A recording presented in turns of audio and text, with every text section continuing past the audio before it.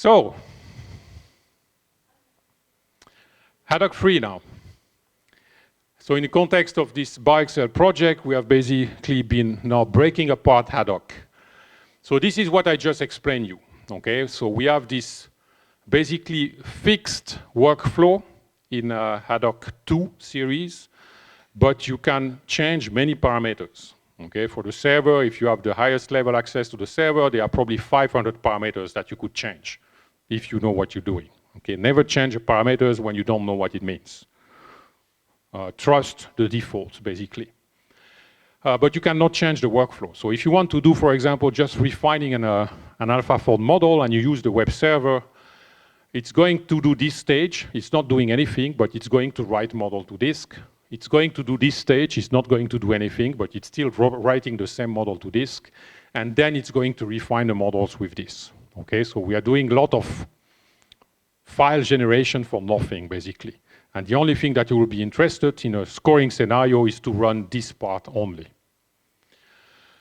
So in haddock-free, we broke basically the haddock code into pieces, into modules. Now you can start combining these modules in different ways, depending on the scenario that you are interested in. Okay, so you get more flexibility there. So this is the current status of haddock-free. So the latest stable release was November 25. The code is always evolving, so there's so you can install haddock-free, and then you get the latest stable release. If you want to get the latest version of the code, then you should clone the Git repository and then install from that one. And this is what we have. So we need to generate topologies. You've seen topology in the MD tutorial just before, so we need. And this stage, also in haddock, will automatically add missing atoms or missing side chains or things like that, okay? You don't have to worry about those. If you use crystal structures, often it can happen that the side chain is not complete because it's disordered, and then there are missing atoms. So haddock will automatically rebuild everything that it thinks it's missing. So this will always be the first module in your workflow. Then we have sampling modules. So there's this rigid body module, which is the first stage of haddock 2 series. We have a module which uses another software, LightDock. I'm not sure if it's fully functional yet. I think we have dependencies because LightDock is using some old libraries that are not compatible with the current Python libraries that we have. But this is not something we can solve. This is something the LightDock people should solve. We had the generic algorithm docking method for doing the sampling also. So this has been taken out now, but it's going to reappear at some point. So it means that you can use other methods than our original method to generate models. For the refinement part, so this will be the semi-flexible refinement in torsion angle space I was discussing. Energy minimization. If you want to have solvated minimization or short MD by explicit solvent, this will be this module. We also added a module to run OpenMM. So you could take your final complex and you say, I want to start doing more serious molecular dynamics. You can start doing that in haddock-free. You don't want to run microsecond dynamic with that. That will not be the very efficient. But you can refine your model using OpenMM. You cannot include any experimental information at that stage. And then we have a lot of, so we have scoring modules. So if you're only interested in scoring, you will need only topology and a scoring. And you can score by doing a simple minimization, or you can score by doing, again, this solvated short molecular dynamics. We have different, we have a lot of analysis modules that have been added. So we can calculate, so we do clustering of solution typically in haddock. So you generate a few hundred model or maybe more. And we cluster them, and then we score on a cluster basis, typically. We don't score on individual molecule, but we do clustering, and then we score the clusters, typically. So all those different modules here allow you to do that. And there are different ways of clustering. We can cluster based on the fraction of contact that are similar between the molecule, or we can calculate some fit between solutions and cluster based on RMSDs. There are selection modules. There are modules for analysis. So you can generate nice contact maps between your molecule, and you can see what type of contacts they are. We'll see that in the tutorial. And we have a module now that does systematic alanine scanning of your interface. And then you get the difference in hydrox score for all the mutants. And this is basically very much automated. And you have some command line interface where you can, there's even a haddock-free score command line interface. So you give it a complex and it's returning you the score. And under the hood, it's going to build topology and do a short minimization. But you can, without a workflow, basically, if you just want to score a complex, you could do that. There is no web interface yet for haddock-free. We are working on that, so in the future, there will be one. And this is how a workflow would look like, so it's rather simple. And you're going to run such a workflow in the tutorial. I told you there are 500 parameters or more that you can define. In this workflow, you're only going to define the things that you want to change. Okay, so if you don't want to change anything, you don't need to define those parameters. But you need to define, for example, what are the molecules that you're going to start with. So in this case, it's a binary complex. This is the first molecule, and this is the second molecule. And in that example, this file will be an ensemble of molecules where we have multiple conformations of the same protein. Okay. And then we say, okay, we generate the topology of the system. Then we do a rigid body docking using this type of restraints. We select the top 200 model. I think the sampling is 1000, but this is a default, so this line will not even be needed. We do flexible refinement with restraints. We do final energy minimization with restraints. We cluster based on contact, select the best model of the best cluster, and this is an analysis module. So this workflow will be basically mimicking what the web server is doing. And it's very simple. One thing that the haddock-free does for you now is to generate all kind of analysis report of your results that you can open in a web browser. So there are HTML files that are generated and also plots. These are interactive plots. So before you will need the server. The server was doing that for you, or the server is still doing that for you, but now haddock-free at the command line is generating those plots, and we're going to see those. So you get this table. So this is basically an HTML file where you have the different clusters, the rank of the cluster, the size of the cluster, and then the different terms of the energetics and some statistics. You find, so these are typical Capri type statistics about the complexes. If you give to this analysis module a reference structure, it's going to calculate all those statistics with respect to the reference. If you don't specify a reference structure, it's going to take the best model generated by Haddock as reference and calculate the statistic with respect to that model. So that still allows you to generate those kind of plots. Here you will have a score versus RMSD or something, and you can see how the conversions of the calculations are. You can see how your cluster look like. And these are all interactive, so you can change the sorting. And these plots here are also interactive plots. So if you, with your mouse, you go over one of the points, it's going to tell you what is the score of that point, what is the complex of the model of that point, and so on. And you can zoom in and zoom out in those plots. So that's very nice. Now, we still have 30 minutes, I think. Huh? It's until 3. Yes, okay, good. So now, so that means that we have plenty of time still. So now I'm going to show you some application example. What can we do with these kind of things? Okay. And the first one is an NMR-based application, and it's a rather recent one, and it's basically where AlphaFold fails. Just to illustrate that AlphaFold is not the solution to everything. There are many times when AlphaFold is really nice, and these days when you start doing modeling, you start usually running some AlphaFold or other models, and then depending on what you're getting there, you might take different strategies. So this is the work of Kira, PhD student from Beerte. Beerte is based in Copenhagen, and Beerte is an NMR person, and she's focusing a lot on studying proteins that have disordered regions by NMR. NMR is really the only techniques that allows you to study disordered proteins. They will not crystallize, you will not see them by cryo-EM. And Kira visited my lab for 6 months in a collaboration. And they have been working basically on solving the structure of the SH protein from the mumps virus. And the initial AlphaFold modeling of this, basically this system was not giving anything that made sense, as I'm going to show you.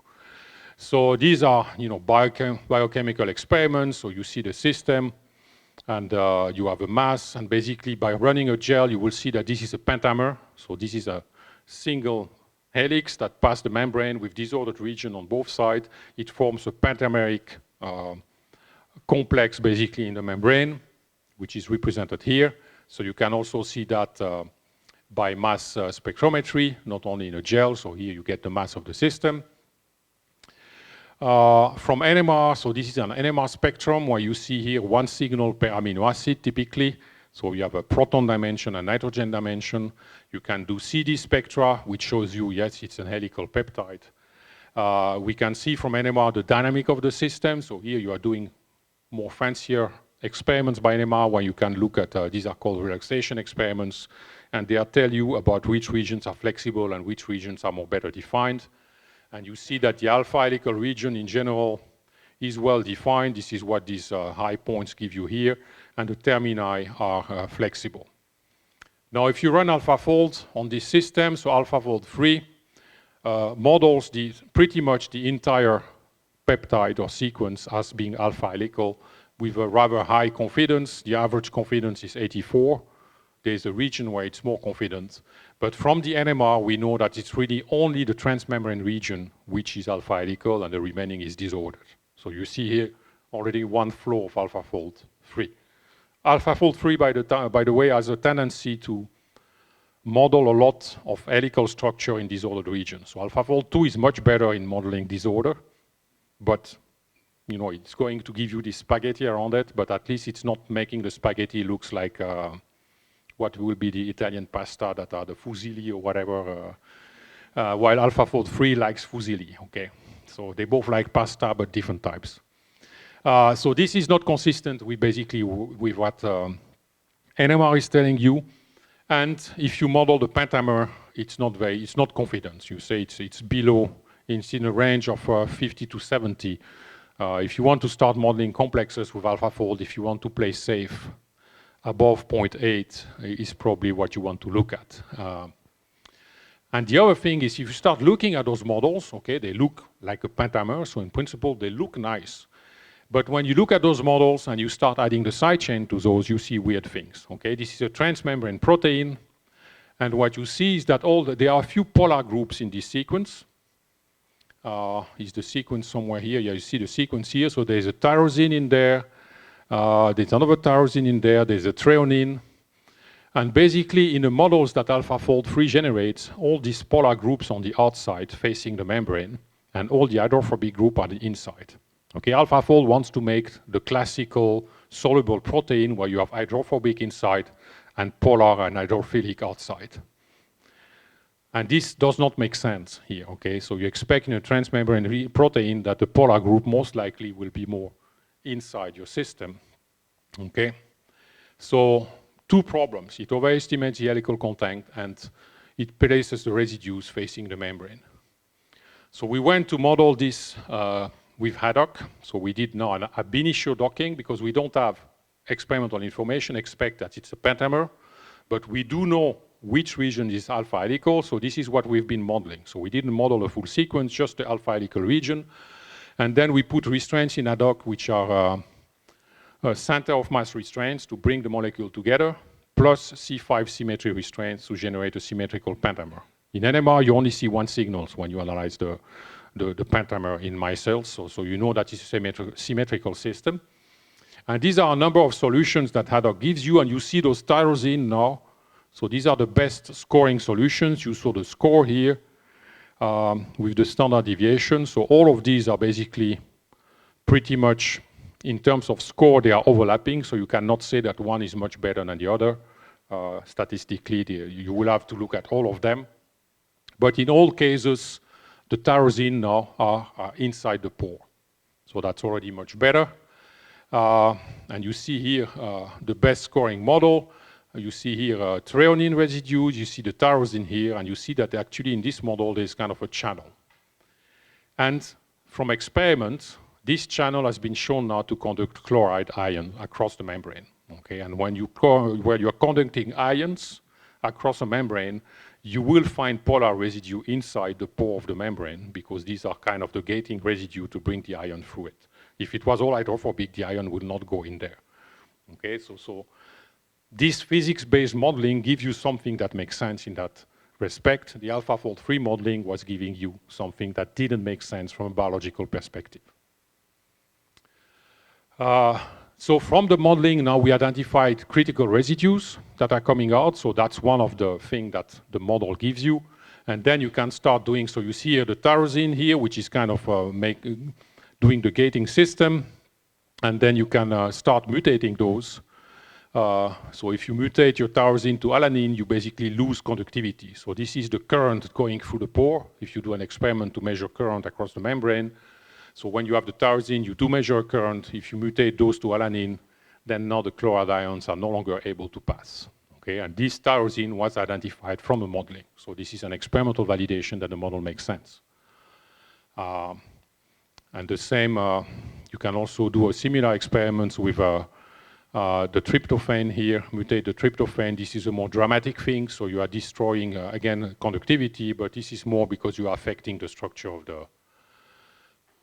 the channel. Basically, your helical structure is not stable anymore. The green signals here are indicative of a well-folded alpha helix by NMR. The orange one, they're all in the middle, means disordered flexible region. So this is all consistent. You can try to drug the channel to block this pore. Remember, this is a membrane protein from a virus, so you want to drug the virus if possible. And you can see that then when you do experiments adding this drug, again, you lose conductivity. So this is the wild type, and this is the protein when you add the drug and you lose the conductivity. So it's druggable. And you can also look at that by NMR. So this is an example where AI AlphaFold modeling fails, and membrane proteins are another class of proteins which are tricky when it comes to using AI methods to predict their interactions and their structure. And here the more classical physics-based modeling was key in generating model that makes sense, that can explain the biology of the system, and that can suggest mutations to do experiments. Okay, we don't do modeling just to generate a nice picture in a paper. You do modeling, whatever techniques you are using, to generate new hypotheses or validate hypotheses as well. And then you might go back to the lab and test those. So this was one first example. So we have 2 more to go, and now we're moving into antibodies. First of all, are there questions on what I just presented for this membrane system? Yes? First of all, as you showed, that there are different models, like AlphaFold, I can't believe. So that's the same thing I saw when I designed for something peptide, like for vaccine design. That AlphaFold model showing it's very bad, and when I did like some ITAZR or like even in HadDoc, like that, I saw that the structure is pretty much good. So which one should I believe? One thing. Second thing, if I go to Ramachandran plot, and if I like it's showing that ITAZR showing 90%, but maybe AlphaFold showing 60%. And maybe your tool is just showing 80%. Again, another one question. Whatever the prediction your tool given, the model number 5 is showing 90%, or model number 1 is showing 80% in the Ramachandran plot. Okay. So how we can select the reliable structure from here? Yes, so now you're speaking about structure validation. So that's something, when you generate models, or when you do crystal, when you do experimentals, you solve structure by experiments, you always validate your model. And one of the metric there is the Ramachandran plot, the percentage of residue of the backbone, which is given in the most favorable region of space based on statistics of known structures. And there are other metrics that you can measure, distortion from ideal geometry, from the chirality, all those things. So we don't have, so in HadDoc, we are not strongly restraining those things. So it's good. AlphaFold, I think, is very good at generating models that give you very good statistics in Ramachandran. I think Rosetta, for example, is also doing very well there because there are all kinds of energy terms in there that are actually restraining those things. So you can force those things to fulfill. So validation in itself is not a proof that the model is correct. So you can generate completely wrong models that will have perfect Ramachandran statistics. So that's very important to realize. I've heard before that in Haddock we are sometimes losing a bit the quality there. So I don't know if structure quality criteria are the best way to select, although if within the same cluster, okay, the number 4 model might have better statistics, it belongs to the same cluster, so it's a similar solution. But the Ramachandran and this kind of validation, they usually don't have any terms that validate the interface. So if you select within a cluster that one, that would be a reasonable thing to do, I think. But if you're going to select a cluster based on this kind of statistics, you might select something completely wrong because, again, most of those validation that are applied to protein structures are validating the single chains or the single, but not the interfaces. So be careful how you use those. Maybe we can improve on that, so we'll have to see.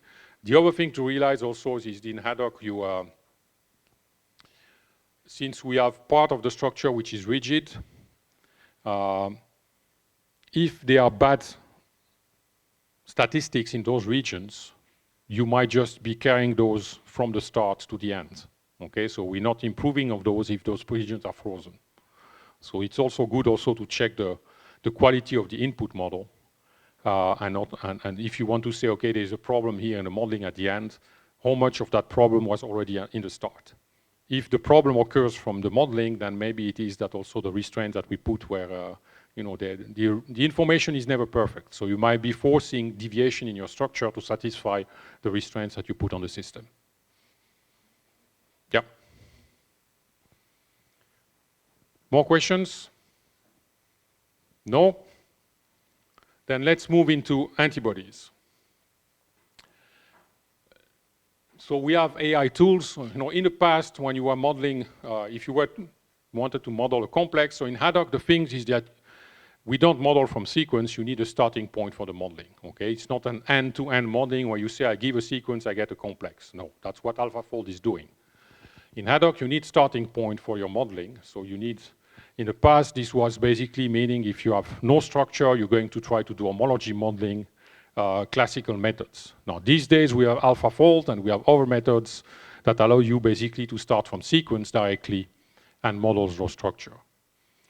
And this also applies for antibodies, except for antibodies when it comes to the binding regions of the antibodies. So there are 6 loops that are involved in binding in antibodies. Antibodies consist of a light chain and a heavy chain, and there are 3 loops per chain that create the binding site, basically. And those are mutating extremely fast, which means you have no conservation, no evolution signal for those. So the question is, how good are they for that purpose? But anyway, you can now very quickly generate models, 3D models for antibodies and also nanobodies. Depending on the software that you're using, this might be a question of seconds. Immune Builder is a software coming from Charlotte Dean's group in Oxford. It's very fast in modeling antibodies. While AlphaFold will still generate the multiple sequence alignment. AlphaFold 3 is faster, so that's better. AlphaFold 2 is slower. But if you are generating, if you are studying antibodies because you want to design them to bind to some new target or whatever, and at the end of the day you want to generate a patent because you want to start your own company, you cannot use AlphaFold 3 for that. Okay, AlphaFold 3 does not allow you to use it for commercial purposes. And today maybe you think I'm not going to do any business out of this, but all of a sudden you have an interesting antibody and you say, but I want to patent it, I'm going to start my company. If you use AlphaFold 3 in your pipeline, you have a problem.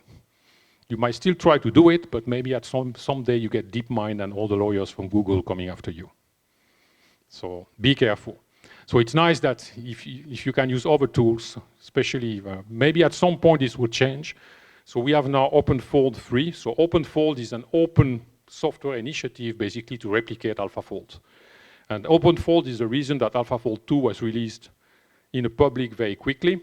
When AlphaFold 2 came out, it was not public. Okay, and I remember meeting John Jumper. He came at a Capri meeting and people were quite hard on them, say, well, you have the software, you publish in Nature, and then you don't even make your code public. And when we try to publish a paper, then we have to release everything and make everything in the open. So very quickly they released the code and then say that companies could not use it or companies could not get the weights for AlphaFold. Okay, that's if you want to install AlphaFold 2 on your laptop, you need 2 terabytes of space. Okay, just be aware of that. If you want to use Immune Builder, that's peanuts. So Immune Builder is very nice for that purpose.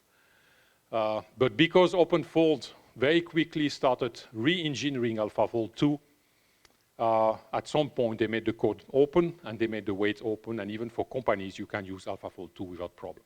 AlphaFold 3 is not open. You can use it, you can install it. Again, you need space, but you cannot use it freely if you're going to take down the line something commercial comes out of it. And I have no idea how much they charge if you go to ask them, I want to use it for commercial applications. Probably some companies might be using it. Okay, so now we can generate models. The important thing when you look at the performance of AI models these days is if you want to test the real performance, you have to make sure that the models have not been trained with data that you're using for the testing. Okay, so we see a lot of AI models coming out almost every day. If you go to bioRxiv, there are almost every day and for sure every week new methods being put out there. Sometimes they claim a very high performance. It's not easy always to test those because sometimes the code is not there. And it's also not easy to really know if the performance that they are reporting in their paper is the true one. Maybe they have been, there is often data leakage in the training. If you do AI, and probably you heard it yesterday, you need to do cross-validation typically. So you have a training set and a validation set, and you have a test set which should never been used in any of the training. And that's where you really assess the performance of your method. But if in your test set you have very homologous complexes, then the test set is no longer really independent of your training set. And there's a lot of leakage, data leakage that can happen there. Okay, so you have to be careful. And sometimes people say, okay, I take sequence identity as a filter to define what is test and not test. But it could be, if I say 90% sequence identity, and it could be that the 10% difference is not in a binding site, but somewhere else. And your binding site is exactly the same as a binding site in another complex. Then again, this will be data leakage. Okay, so it's hard to assess things.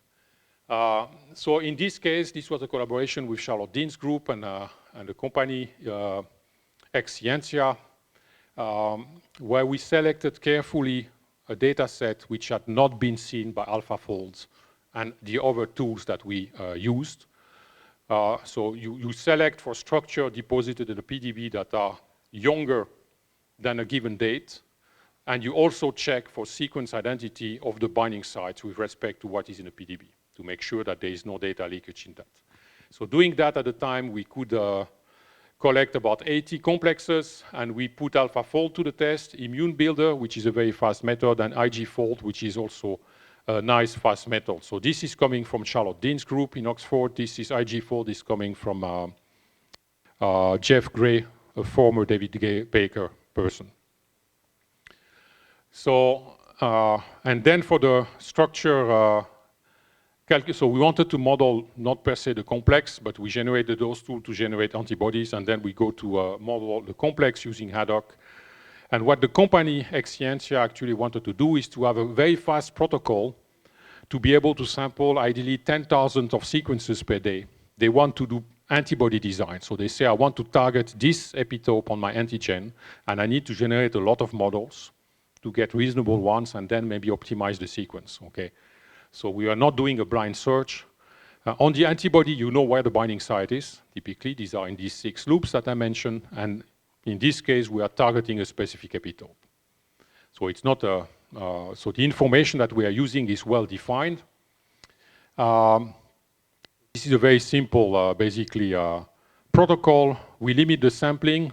We don't go to the very large sampling, which is normally done, again, because we have rather good information to target the search. 196 and 48 seems weird numbers, but we are running on 48 cores. Our nodes have 96 cores, so we could run 2 ad hoc run on the same nodes. That's why it's 48, okay? Now, so all the details are in this paper, but basically we tested different scenarios. So we have true interface, meaning you have the exact interface of the complex, so the information that you have is highly reliable. This could come from NMR, for example. So that's the best you could do. We don't know the pairing, you don't know the contact, but you know the regions that are binding. Okay, we define one interface, we define the other interface, and ad hoc brings those together without predefining what the orientation should be. So if you do that, this is the success rate. If you look only at the top one model given by ad hoc, that will be the dark colors. So you get about, if you take a single antibody, the first one modeled by AlphaFold, you get about 60%, and you get about 85% if you consider the success rate of the top 10 model. Again, if the scoring was perfect, we should get 85% top one. But again, the scoring is not perfect. If instead of using a single input, we use AlphaFold, we use Immune Builder, we use IgFold, and we combine all those predictions, and we give an ensemble of models to ad hoc, you see that you can improve things a little bit. So now we are above 90%. If the information that you have on the epitope side becomes looser, so you have less accurate data to do your modeling, you see that we start getting a hit in performance. So using the ensemble, we are now about 65% success rate in the top 10. If you run AlphaFold 2 on those systems, the performance that you get is about 25%. Okay? At the time, AlphaFold 3 was not there. So what is limiting our performance? The most critical loops when it comes to antibodies, but also nanobodies, is the H3 loop. It comes from the heavy chain of the antibody, and it's usually the longest loop, which has the most conformational variability and flexibility. It's also typically a loop, if you have the structure of your antibody in a free state, and you have the structure of the complex, you will see that this loop often changes its conformation. And conformational changes is something difficult to model. Okay, these usually, if you run molecular dynamics, these are things that will take place on rather long time scales.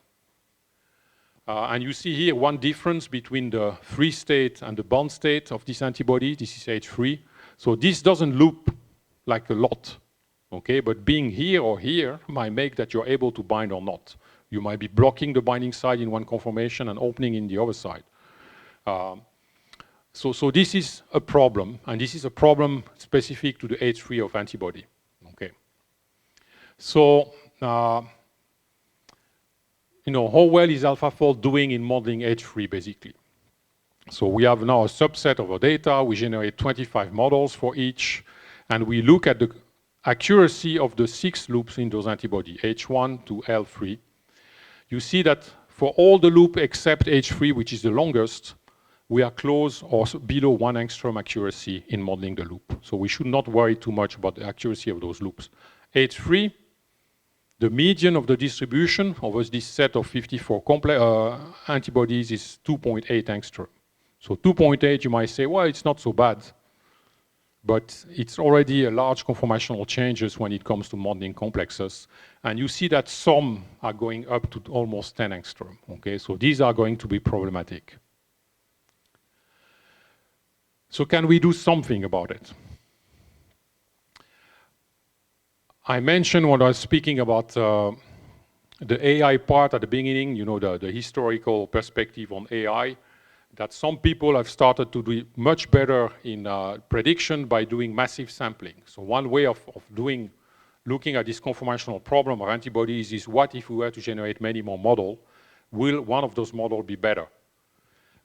It's not the solution. So multiple model, you might also, other tricks that I've been playing was playing with the multiple sequence alignment. Or you can also do what is called dropout when you do your prediction, basically that you are blanking part of your network. So your sum of the connection in the network becomes 0, basically. And this increases the diversity of the model that you're generating. But this is not the solution to the problem. So this is not making things much better. So these kind of sampling tricks for modeling. So you see here some example of doing those tricks. The loop doesn't change that much. There's a bit of variability, but it's not really doing the trick. So when should we worry about conformational changes? So this is for this, this set of 54 antibodies. We plotted basically the predicted the PLDDT. So this is a metric from AlphaFold that tells you how reliable is the model versus the true RMSD of the predicted model with respect to the conformation in the complex. We are interested in the complex, okay? We are not interested in the free form of the antibody. And you see that there is a correlation here, okay? So it's actually 0.73 Pearson correlation coefficient, which is not bad. So when PLDDT is above 80, usually you are within 2 to 3 angstrom from the right solution. And 2 to 3 angstrom is something that you can probably deal with in docking. So let's look at those guys here who are more problematic. If you are below 80, it can be good, but it can also be bad, and you don't know. So basically, it's not predictive of the quality anymore, of the loop. So we're looking only at the PLDDT, or not of the entire antibody, but of the loop that you're looking at, okay? So can we do something about those guys here? So there is another method that has been published, which is called AlphaFlow. So AlphaFlow is a flow matching deep learning method which can be used to sample conformation. So it's a generative model. You might have also heard of diffusion model yesterday, but this is another type of model. So it's a flow matching, and it's also using kind of AlphaFold 2 or ESM folds to generate model and to sample from a distribution, basically. So this was the idea of Xiaotong in my group when this was published. Could we use these methods to actually sample this H3 loop, which is problematic in antibodies? And this is an example of such a simulation. So now we are generating 1,000 models with AlphaFlow, and we're only sampling the H3 loop. So we don't sample the entire antibody. No, we only sample the H3 loop, 1,000 models. And you see that out of this 1,000 model, there is one which comes quite close to the bond form conformation. So that's nice. So this is the distribution of H3 loop RMSD that you get from AlphaFold 2. This is the distribution that you get after running AlphaFlow, if you take the best model. The problem is that the metrics are not telling you which one is the best model, okay? So we don't know which one is the best. AlphaFlow is a bit faster than AlphaFold 2, so doing 10 predictions with AlphaFlow is about the same as doing 1 prediction with AlphaFold. Okay, so you can generate, it's better, but it still takes some time. And fishing out the good model is the problem here. So a solution to that is basically, so if we have low confidence of H3, we're going to run AlphaFlow to generate conformational diversity of the H3 loop. We do clustering of conformations, and then we select 1 conformation per cluster, and we give those to Haddock. So we are doing then a kind of ensemble docking from multiple conformations that are clustered out of AlphaFlow sampling. And if you do that, this is what you are getting. So here we are looking at the number of models that you look at. So if you only consider the best model or the best 5 or the best 10, so let's look at the best one first. So this is, if you just take the AlphaFold model and you do your docking, this is what you are getting. So you are about, for these models that have bad predictions, okay, low PLDDT. If you use the AlphaFlow sampling, then you increase things dramatically. If the information that you have is less good, then you see that we still have a problem. But in all cases, basically, using this sampling of the loop with AlphaFlow as a generative model, improve your docking results at the end of the day. And what is in orange here is just the baseline if you just run AlphaFold 2 to predict the complex. So that's nice. In the meantime, AlphaFold 3 was basically out there. So we redid the analysis using AlphaFold 3. So those AlphaFold 3 solved this sampling problem of the H3 loop? No. We had 9 difficult cases where PLDDT was below 0.8, and only in 1 out of 9 it gives a conformation which is close to the bond form. And for the other one, it fails. Okay, so AlphaFold 3 has not solved this sampling problem of conformation. So if you want to read the details, look at this story. So in conclusion, so for antibody and antibody modeling, AlphaFlow and related methods are really change the way that we do this kind of modeling. So these are really good methods to generate models. So there is no excuse not to try to model those systems and not model those complexes, but H3 is still a problematic loop. And straight modeling with AI tools is not solving those problems, okay? So for now, there is still a need for more classical integrative modeling. So this is the antibody work that I mentioned. This is the AlphaFlow work that I mentioned to sample the sample conformation of a loop. And in bioRxiv, you will find a similar story, but for nanobodies. Nanobodies only are single chains, but they also have H3, and H3 is even longer in nanobodies than in antibodies. Okay, so now we have 4 minutes left before coffee, so I will go. Let's take questions first, and because the clock is ticking, and we might go straight to coffee. The slides are in there. Are there questions at this time? The slides are there. So let's go to the conclusion part. Yes.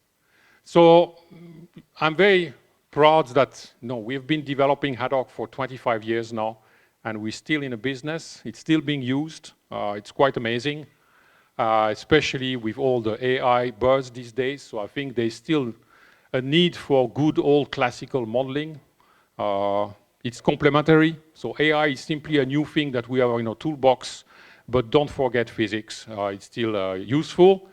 I've shown you that we have now this new version of haddock 3, which could provide you increased flexibility and allows the incorporation of third-party software. So if we have a good scoring function, we could build it as a module in haddock 3. And hopefully that's going to happen in the future. This is the current team in my lab who is contributing to the developments. Funding over the years, many EU projects, especially BioXL, very important project for all the software developments. haddock 3 occurred on the BioXL. Gadana is a rather new project, EU-India collaborative project. And